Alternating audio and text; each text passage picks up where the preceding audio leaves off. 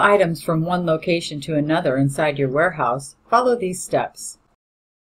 Navigate to the Inventory tab and select List Inventory. Choose the item you want to relocate by selecting the crosshair icon. Next, select the location you want to send from by clicking the crosshair icon once again. This will pull up a list of all the items in that location. Locate the item you will transfer in the list and click the button at the left of the item to relocate it. Don't forget to enter the quantity to transfer and choose the new location from the drop-down menu. Be sure to click Save when complete.